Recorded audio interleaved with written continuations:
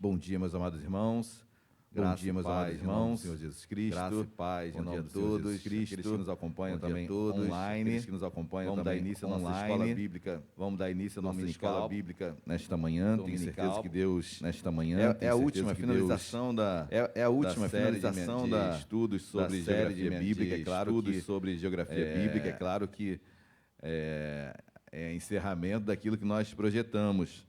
Na verdade, que tem muito mais a ser estudado, mas naquilo que nós nos propusemos a nos debruçar, a estudarmos. Então, essa é a última aula, a última ministração sobre geografia bíblica. E nós chegamos agora ao momento da história de Israel, onde Israel vai ser dividido. Nós já falamos sobre a divisão das tribos. Israel foi dividido em 12 tribos, as 12 tribos de Jacó, de Israel, e as 12 tribos foram colocados dentro de Canaã, e cada uma teve uma terra, com exceção da tribo de Levi, onde os sacerdotes ficavam distribuídos em cada uma das tribos, ok? Bom, passada essa fase de Israel ser dividido por tribos, então veio a fase dos reis. Nós falamos que depois vieram os juízes, depois os reis. Começam o reinado com o primeiro rei de Israel. E quem foi o primeiro rei de Israel? Saul, isso. Então, Saul foi o primeiro rei. Depois, Saul Deus rejeita Saul pela sua desobediência e levanta um novo rei, o rei Davi, ok? Então, do reinado de Davi, nasce Salomão. Então, estamos agora no momento onde Salomão já está como rei de Israel. Salomão tem a tarefa, a incumbência de construir o templo. Davi, obviamente, já havia morrido, então Salomão assume agora o reinado, e Salomão constrói o templo de Israel, e ali, com a construção em Jerusalém, ali no templo, começa agora obviamente, todo o culto no templo. Salomão morre, e quando Salomão morre, seu filho assume, seu filho chamado Roboão. Eu quero que vocês prestem muita atenção nesses dois nomes, que são nomes muito semelhantes, muito parecidos. Roboão foi o filho de Salomão, que vai agora, que é o rei de Israel. E Roboão tem uma tarefa, queridos, muito importante. Assim que ele assume o reinado, ele tinha que tomar algumas diretrizes para o povo, obviamente, e ele começa a tomar conselhos para tomarem algumas atitudes, para que pudesse tomar algumas atitudes. E em que sentido, pastor? Quais seriam as atitudes que o rei Roboão deveria tomar? Bom, o povo chega até Roboão e coloca para Roboão uma necessidade que o povo estava passando. Olha, os encargos são muito pesados, os tributos são pesadíssimos, ou seja, a cobrança que seu pai Salomão fazia sobre o povo era muito exacerbado, o povo não conseguia mais viver com esse jugo tão pesado. Roboão, faça alguma coisa, traz algum alívio para o povo. E Roboão, com base nessa demanda, ele, novato, não sabia muito como tomar a decisão, ele vai procurar conselhos. E o primeiro conselho ele recebe dos anciãos do povo e depois dos jovens. Os anciãos, aqueles que caminharam com seu pai, e ele recorre a eles e pede: olha, o que vocês me instruem para a decisão que eu devo tomar? E aí, queridos, isso tudo está em 1 Reis, capítulo 11, capítulo 12, depois vocês leiam com calma em casa. 1 Reis 11 e 12. E os anciãos falaram para Roboão: Roboão, olha, uma atitude bacana você tomar no início do teu reinado é realmente diminuir os tributos, diminuir a cobrança sobre o povo está cansado, o povo não aguenta mais pagar tributos, o povo está se sentindo escravizado realmente. Roboão escuta aquilo e depois vai pedir conselhos agora para os jovens, aqueles que nasceram com ele, caminharam com ele, seus amigos. E os jovens aconselham Roboão o seguinte: olha, se teu pai cobrava, estou dando um contexto também, estou fazendo um exemplo, seu pai cobrava 100, cobre 200, 300. Se seu pai agia desta forma, haja muito mais forte. Eles precisam de um rei realmente que cobre, que exorte o povo. E Roboão, infelizmente, ele acata o conselho dos jovens, dos seus amigos, e rejeita o conselho dado pelos anciãos. E coloca isso para o povo: olha, Agora, deixa eu ler só um texto. 1 Reis, capítulo 12. 1 Reis, capítulo 12, versículo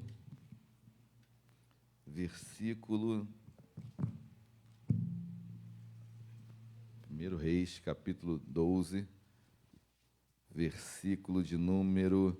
Deixa eu pegar o texto aqui, de tudo isso que eu estou falando.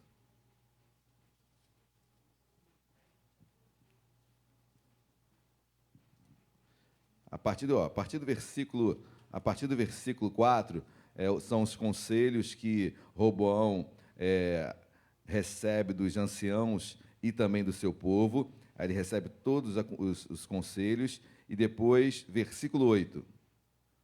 1 Reis, capítulo 12, versículo 8. Quem achou pode ler bem alto, por favor. Porém, ele desprezou o conselho que os anciãos lhe tinham dado e tomou conselho com os jovens que haviam crescido com ele e o serviam. Continua, Demi. E disse-lhes: Que aconselhais vós que respondamos a este povo que me falou, dizendo: Alivia o jugo que teu pai nos impôs.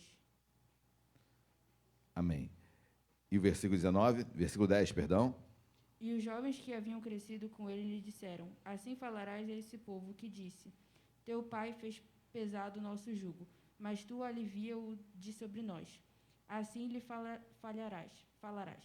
Meu dedo mínimo é o mais grosso do que os lombos de meu pai. Versículo 11. Assim que, se meu pai vos impôs jugo pesado, eu ainda vos aumentarei. Meu pai vos castigou com açoites, porém eu vos castigarei com escorpiões. Ok.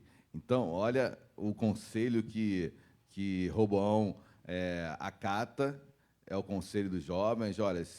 Olha o que Roboão fala. O meu dedo mínimo é mais grosso do que a cintura do meu pai, ou seja, o que eu vou fazer será muito mais do que meu pai fez, ou seja, vou realmente usurpar muito o povo, exigirei coisas realmente demasiadas sobre o povo, e com isso há um racha, queridos.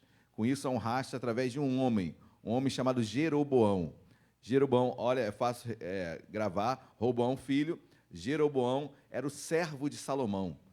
Jeroboão era um homem de confiança de Roboão. Era um homem que fazia o trabalho pesado da casa. Só que Jeroboão, queridos, ele, antes de Roboão assumir o trono, o reinado, Jeroboão é expulso e é perseguido por Salomão, porque algo acontece na vida de Jeroboão, esse servo de Salomão. O que acontecera? Quem sabe me dizer o que aconteceu com Jeroboão, que fez com que Salomão ficasse indignado com ele? Um de cada vez, por favor, sem pressa.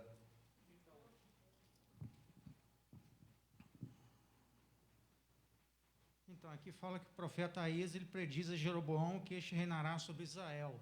Isso suscita a ira de Salomão por conta de Roboão, seu filho dele. Perfeito, perfeito, João. É isso mesmo. Então, um profeta chamado Aías, Deus levanta esse homem, esse profeta, e esse profeta vai até Jeroboão e entrega uma palavra que, a princípio, queridos, é difícil de compreender, né? Como um servo assumiria, ele é detalhado, né, João? É detalhista, porque o profeta não apenas fala que Jeroboão iria reinar, mas sobre 10 tribos. Então, ele é detalhista, ele fala, 10 tribos ficarão sob seu governo. E Jerusalém, ou melhor, e uma única tribo, Judá, ficará com Roboão. Ou seja, o profeta é muito detalhista na palavra que é entregue, e Salomão, quando sabe disso, obviamente, fez de tudo para matar esse homem chamado Jeroboão.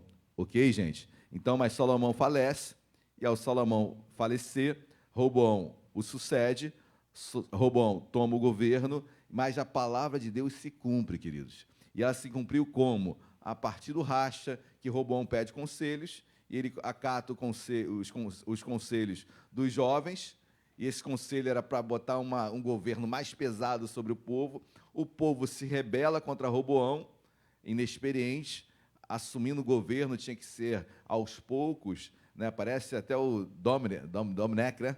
Domine do Flamengo, quer mudar tudo, não dá certo. Né? Então, o Roboão quis fazer isso, ele quis mudar tudo, o time que está ganhando não se mexe. Então, Até lembrando o jogo que nós teremos hoje à tarde, né?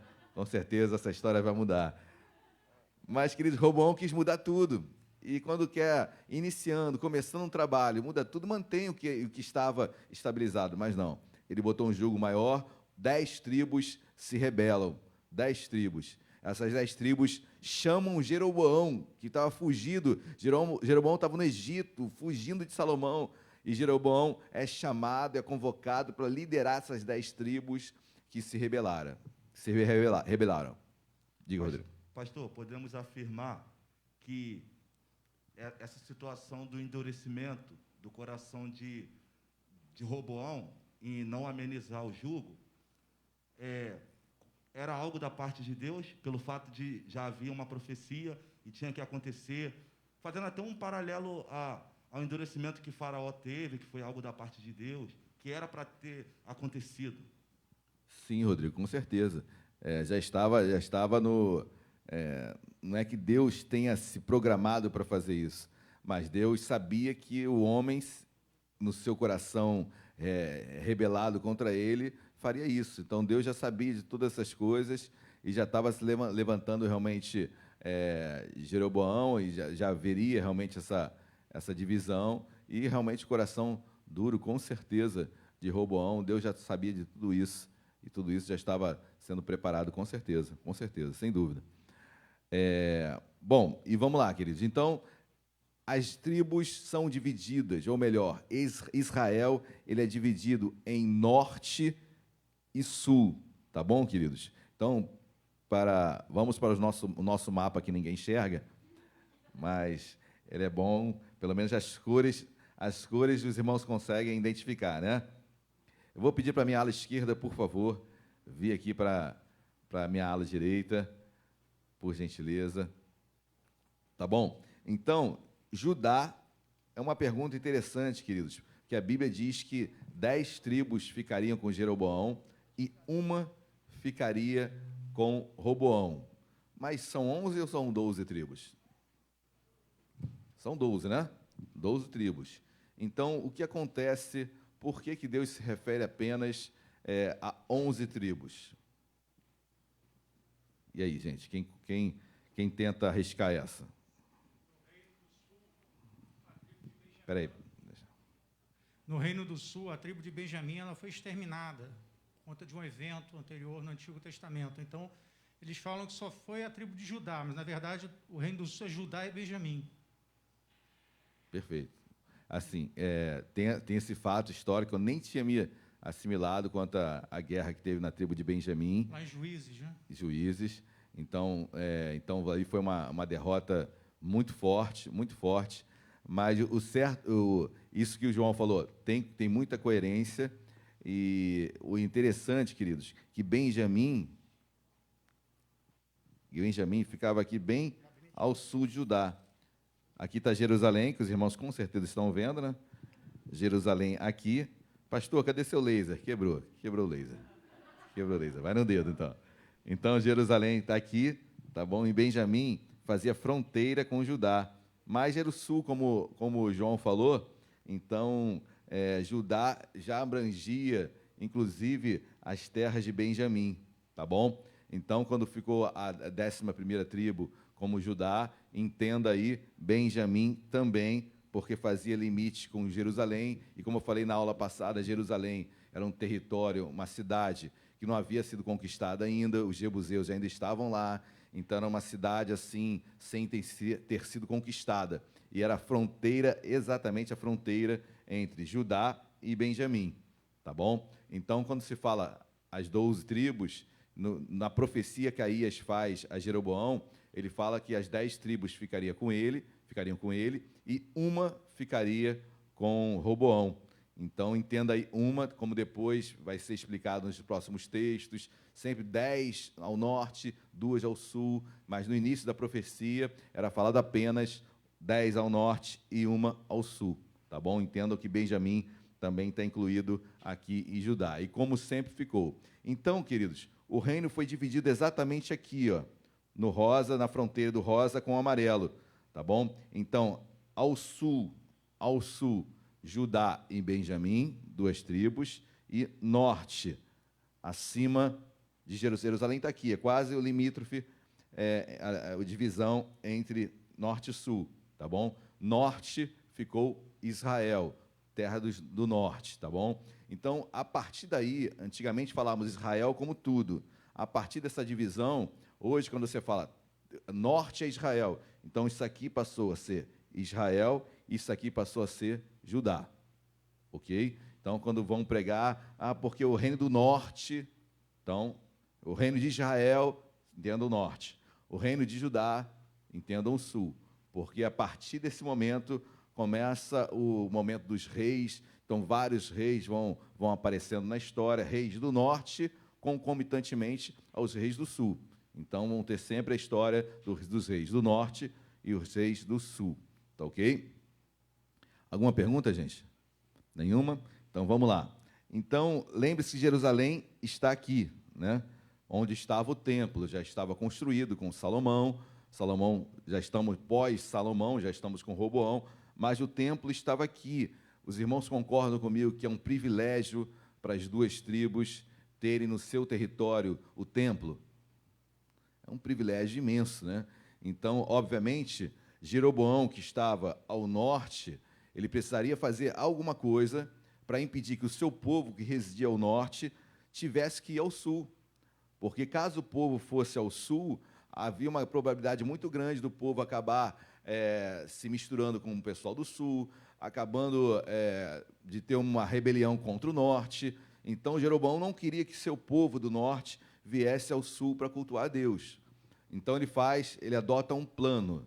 Qual foi o plano de Jeroboão, gente? Sem ser o João Marcelo. 2 bezerros de ouro, Rodrigo. Isso aí. Aonde foram colocados esses 2 bezerros de ouro? Agora o senhor me pegou. Maravilha, isso que é bom. Foram 2 bezerros de ouro. Isso está. 1 Reis, vamos lá. 1 Reis, capítulo de número 12, a partir do versículo 25. Do 25 ao 28, quem achou? Vamos botar assim, ó. 25, Rodrigo. 26, Tati. 27, Aninha. E 28, João Marcelo. Então Jeroboão edificou a Siquém, na região montanhosa de Efraim, e habitou ali. Dali saiu e edificou a Penuel. Disse Jeroboão consigo: agora tornará o reino para a casa de Davi. Se este povo subir para fazer sacrifícios na casa do Senhor, em Jerusalém, o coração dele se tornará seu senhor, a Roboão, rei de Judá, e me matarão e tornarão a ele, ao rei de Judá. Pelo que o rei, tendo tomado conselhos, fez 2 bezerros de ouro e disse ao povo: basta de subires a Jerusalém, vês aqui teus deuses, ó Israel, que te fizeram subir da terra do Egito. Amém. Só uma perguntinha para a gente, como a gente está estudando. Então, eu entendo que seja interessante isso nós observarmos também. Bom, deixa eu passar aqui. Opa. Não, deixa eu continuar aqui. Vamos continuar na Bíblia? É melhor. Vamos lá, gente. Então, vamos lá. Então, foram feitos 2 bezerros. 2 bezerros de ouro foram colocados. Versículo 29, eu vou ler, tá bom? 1 Reis, capítulo 12, versículo 29. Pôs um em Betel e outro em Dan. Então, o que Jeroboão, muito estratégico, fez? Ele adota uma estratégia para impedir que o povo descesse ao sul, tá bom? O que ele faz? Ele bota um bezerro de ouro em Dan, bem no extremo norte do norte, e outro em Betel, bem ao sul, limite, fronteira com o sul. Então, com isso, quem estava em qualquer região aqui do norte, mais ao norte iria Dan, sacrificar, mais ao sul iria Betel. Tá? O povo, infelizmente, já estava totalmente envolvido na idolatria, então, Salomão já havia também entrado em prostituição cultual. Então, o povo já estava acostumado, infelizmente, a adorar bezerros, a adorar imagens. então não trouxe nenhuma afronta ao povo do norte. Então o povo ia a Betel ou ia a Dan, não precisava ir a Jerusalém, ok? Então essa foi a estratégia que Jeroboão usou para fugir, para impedir, melhor dizendo, que o povo descesse ao sul. Deu para entender isso, gente? Interessante quando eu falo descer ao sul, mas descer ao sul porque eu estou dizendo norte para o sul, aqui olhando o mapa, né? Porque, na verdade, o que o texto fala aí? Subindo a Jerusalém, não é? Subindo a Jerusalém. Por que subindo, gente? Porque é alto, né? Por que subindo, gente? Isso, Jerusalém estava numa altitude elevada, né? Então, Jerusalém estava numa altitude elevada. Lembrando que aqui, ó, nós estamos no Mar Morto, região mais inferior da Terra, tá bom? São 200, se não me engano, 200 metros abaixo do nível do mar. Então, Jerusalém já é uma subida, Jerusalém já é alta, então já está bem acima, mais uns 200, 400 metros acima do nível do mar. Então, ele sai de uma região bem inferior da Terra, bem baixa, bem abaixo do nível do mar, até uma região bem alta, que é Jerusalém, tá bom? Sem falar que Jerusalém é uma cidade de montes e vales, né? Toda hora você está subindo e descendo o tempo todo. Jerusalém, quando eu falo Israel todo, né?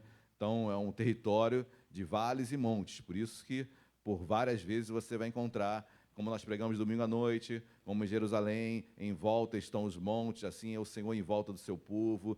Então, Jerusalém é rodeada por montes, o Israel todo é uma região bem árida, então, as grandes batalhas que aconteceram em vales, o Vale de Israel, onde vai acontecer a Batalha do Armagedon, é um vale imenso, ou seja, Israel é isso, montanhas e vales. Ok, gente? Então, deu para entender isso, a estratégia que Jeroboão fez? Então, ele adota um bezerro em Dan, outro em Betel, e com isso ele impedia o povo, ou melhor, deixava para o povo que não seria necessário descer ao sul, a Jerusalém, ao templo, e a partir daí, queridos, há um racha, realmente, e Deus proíbe, porque, obviamente, a possibilidade de no norte guerrear com o sul era muito grande, mas Deus entrega uma palavra, Deus usa mais um homem de Deus para entregar uma palavra para que o povo não entrasse em conflito, Onde está isso na Bíblia? Quem já leu esse texto bíblico aí? Onde Deus impede realmente dar uma palavra para o seu povo, para que o povo não entrasse em conflito, o povo do norte e o povo do sul. Tem na Bíblia isso, gente? Um de cada vez, por favor. Tá bom? Vamos procurar. Procurem aí vocês. Oi?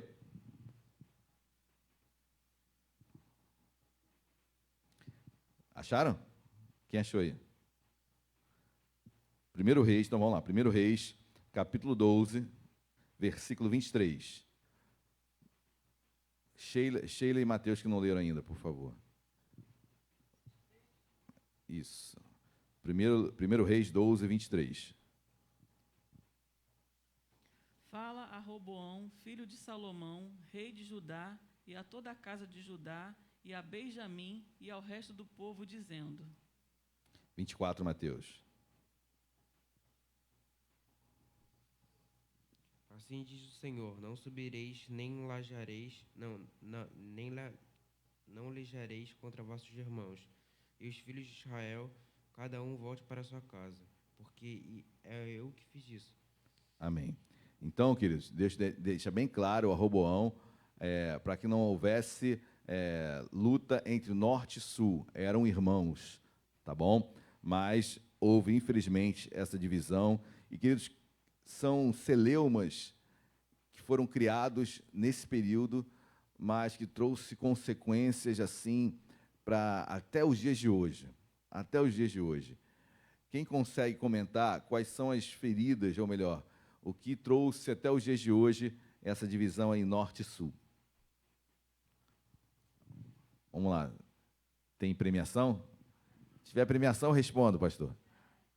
Sem premiação. Vamos lá, gente. Quem consegue identificar, pastor? Realmente, isso aí foi a origem de uma grande divisão que existe até os dias de hoje na história de Israel.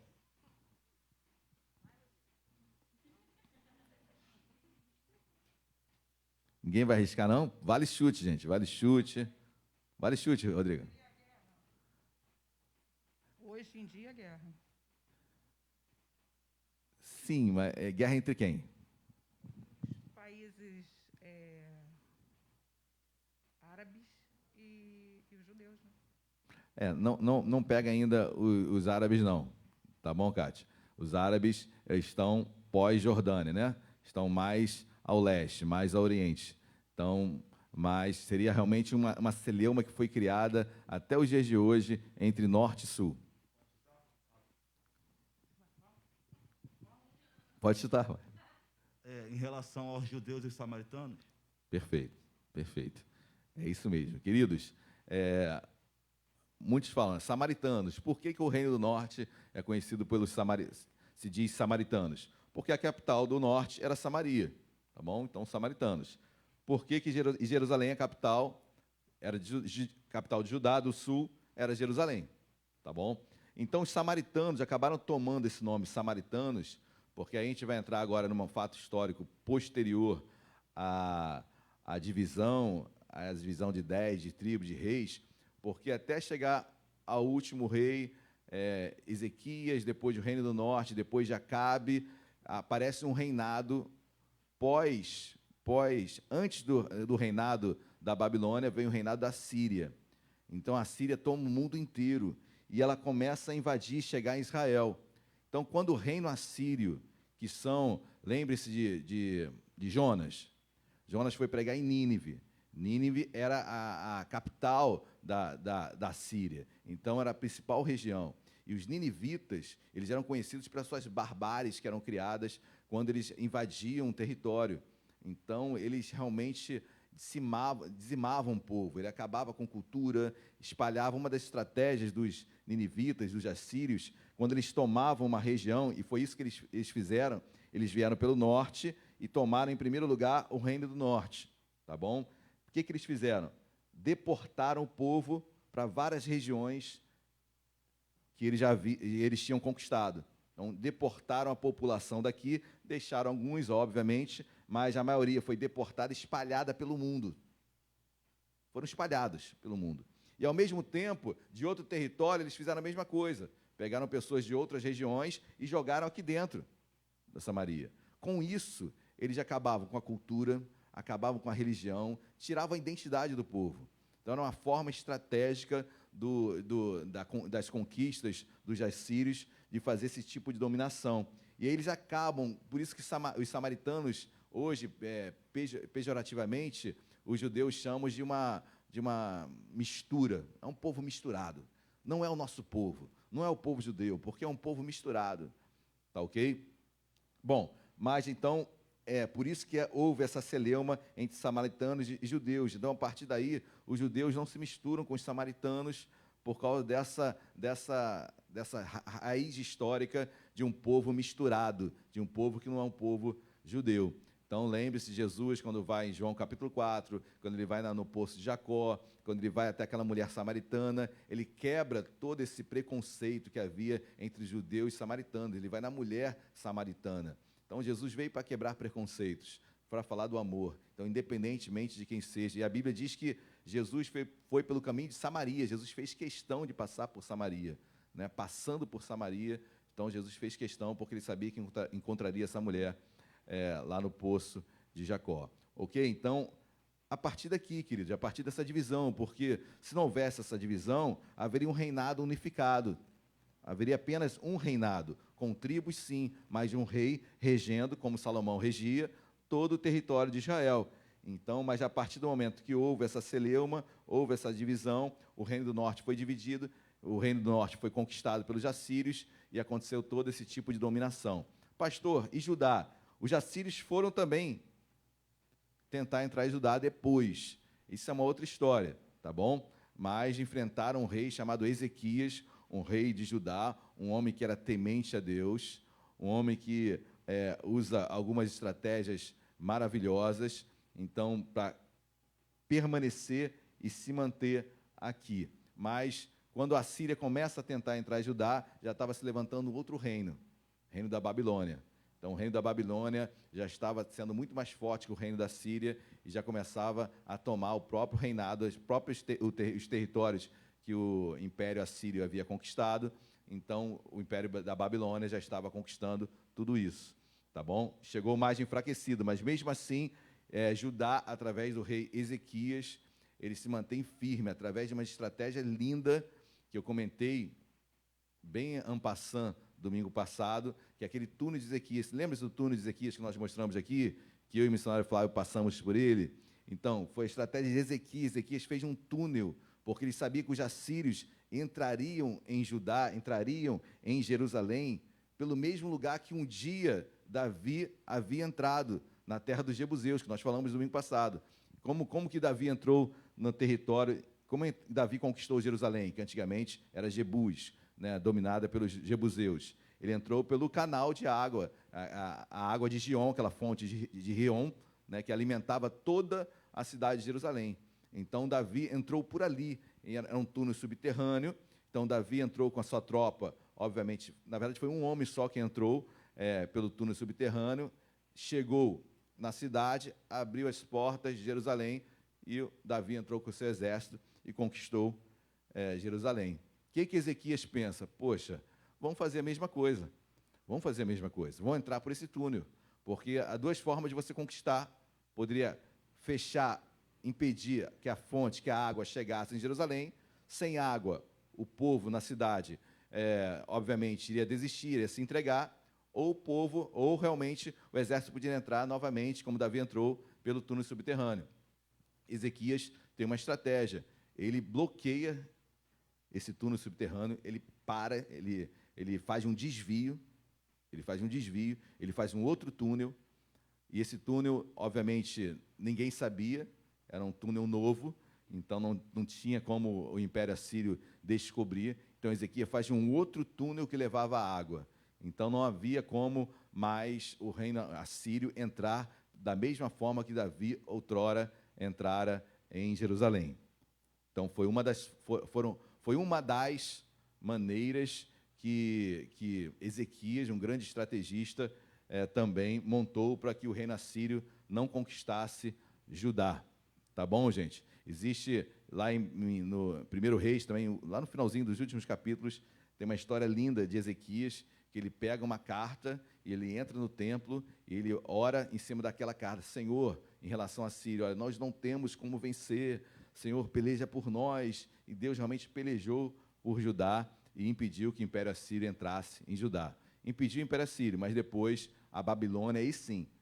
Então, o reino do norte foi conquistado pelos assírios e o reino do sul foi conquistado pela Babilônia, pelos babilônios. Então, eles entraram no sul, norte, Assíria. Conquistas diferentes.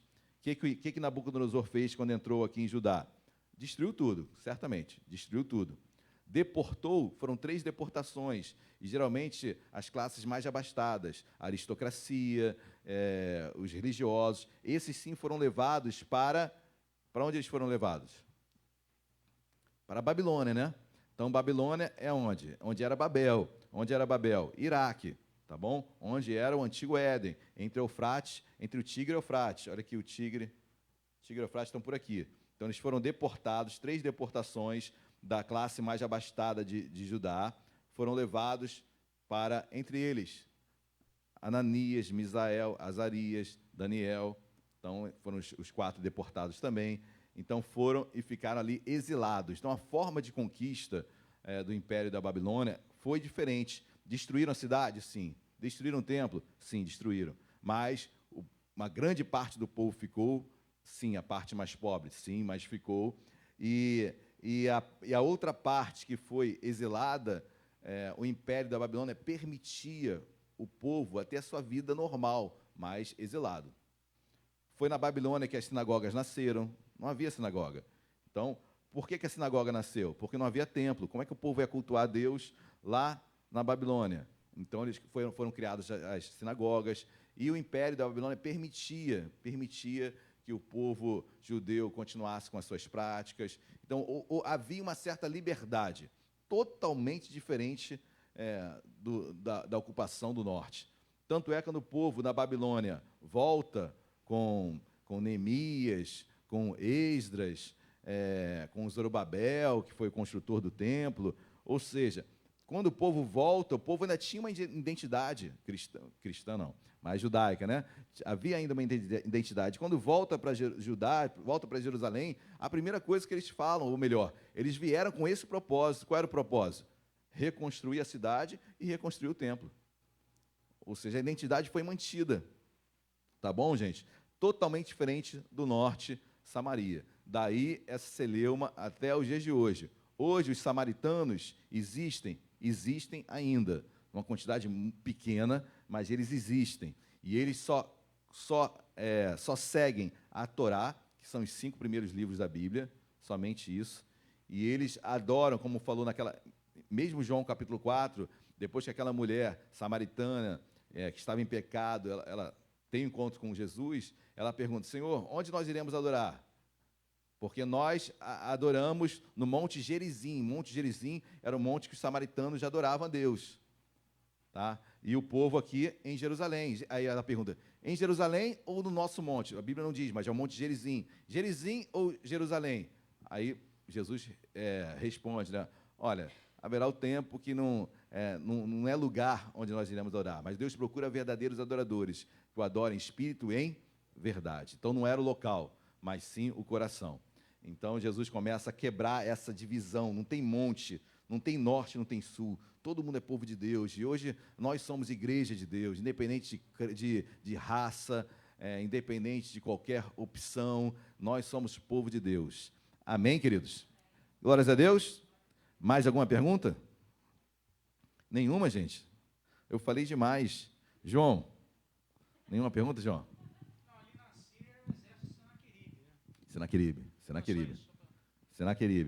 Senaqueribe que vem e que invade, e é ele que tenta invadir o sul. Tá? Ele tenta invadir o sul, só que encontrou, graças a Deus, uma rara exceção dos reis que adoravam a Deus. Uma rara exceção, que foi o rei Ezequias. Então, o rei Ezequias, e lembre-se que havia várias formas de dominação, né? Então, o reino do sul até teve um tipo de dominação, no início, inclusive com Ezequias, mas era uma dominação tributária, ou seja, o reinado da Síria falou assim: olha, vocês querem ficar livres aí, sem a minha dominação? Tudo bem, vai ter que pagar impostos para mim. Serão vassalos meus, vocês pagarão impostos, e eu vou deixar a liberdade de vocês, mas tem que pagar impostos. Então, durante um bom período, o sul ficou assim, sendo dominado nesse sentido, tá? De forma tributária, mas Ezequias teve um momento e falou assim: olha, chega isso, não pagaremos mais tributos para Senaqueribe.